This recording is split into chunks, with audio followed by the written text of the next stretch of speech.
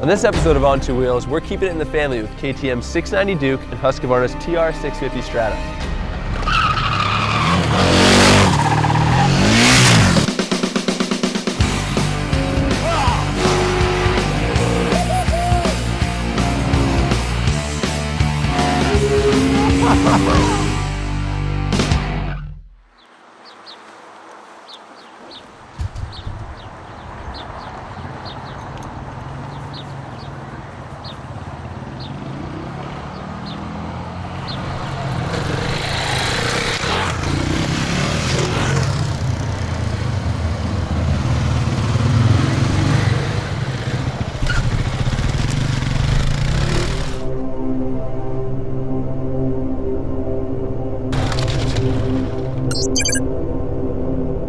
So over the last couple weeks, I've been riding KTM's 690 Duke. This bike wasn't available in the States for the last 2 years. KTM's brought it back for 2013, and it's got some significant changes too. It's arguably the road-going version of KTM's 690 Enduro Dual Sport model. It's actually got a lower seat height than before, ABS comes standard, and it's got some reworked body panels that are a little bit more aggressive, a little bit edgier, and a little bit more stylish. I've been riding Husqvarna's new Strada, which is the road-oriented version of Husqvarna's two new TR650 singles. For those of you that don't know, BMW's owned Husqvarna for a while, and the motor for this bike actually came out of the G650 GS, but it's been hopped up significantly for the Strada. So this is an all-new model for 2013. So we definitely got some cool motorcycles here. Yep. But you want to explain what you said earlier about us keeping it in the family, because I feel like some people might take that the wrong way. Yeah, sure. So as stated, Husqvarna has been owned by BMW for a while, but recently they sold off Husqvarna to KTM's CEO. So in a strange twist of fate, these bikes are now owned by the same company and they're essentially brother-in-laws. Okay, but if I'm KTM CEO, I probably don't want two competitive motorcycles in the same family. So that means that one of these bikes might not make it to 2014. Yep, it's highly unlikely that these two motorcycles are going to exist in parallel. So I guess our task for today is to ride them, evaluate them, and figure out which bike we think is going to remain for the future.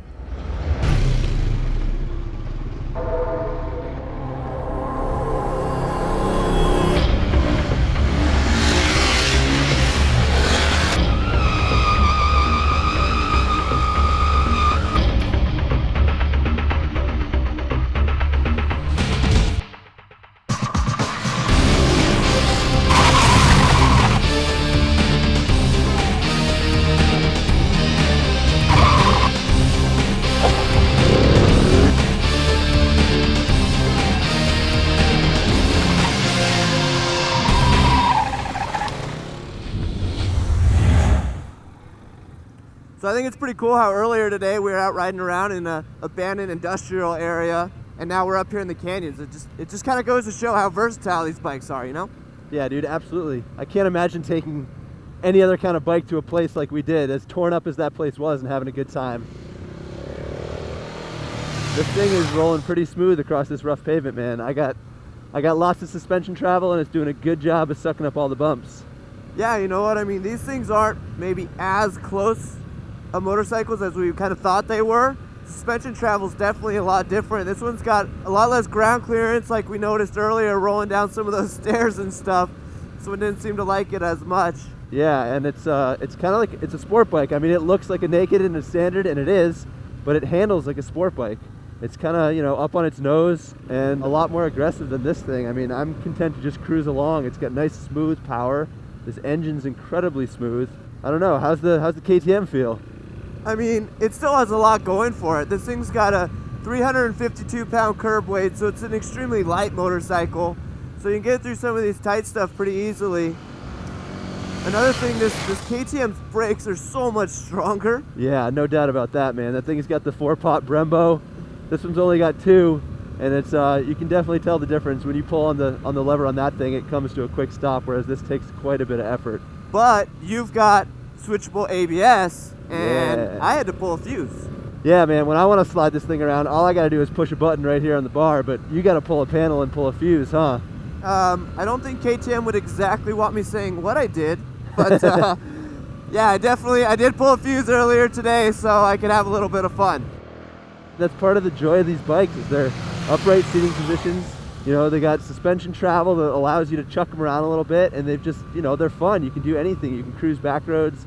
You don't have to be worried about getting them dirty. You can rip around the city. I mean, that's the real appeal of these type of motorcycles, is that they are versatile and competent in pretty much any environment. Yeah, I mean, well, I guess a lot of people would kind of confuse them for supermoto bikes, and while they do kind of have that look and feel, Yeah. you know, KTM actually lists this bike as just a naked bike. They have a separate SM model that they sell as a supermoto. Definitely not a supermoto. I mean, the only thing that makes the Duke a supermoto is its heritage. Yeah. I mean, in all honesty, this is more of a supermoto than that. It's got the 17-19 wheels, it's got the longer stroke suspension, you know, it's got the capability to go in the dirt. You could put some knobby tires in this thing and turn it into a bit of a trail bike if you wanted. Yeah, I agree. And in contrast, these Michelin Pilot Power tires that are on this thing aren't really quick to hit the dirt, you know? No, those are definitely street tires. Yeah.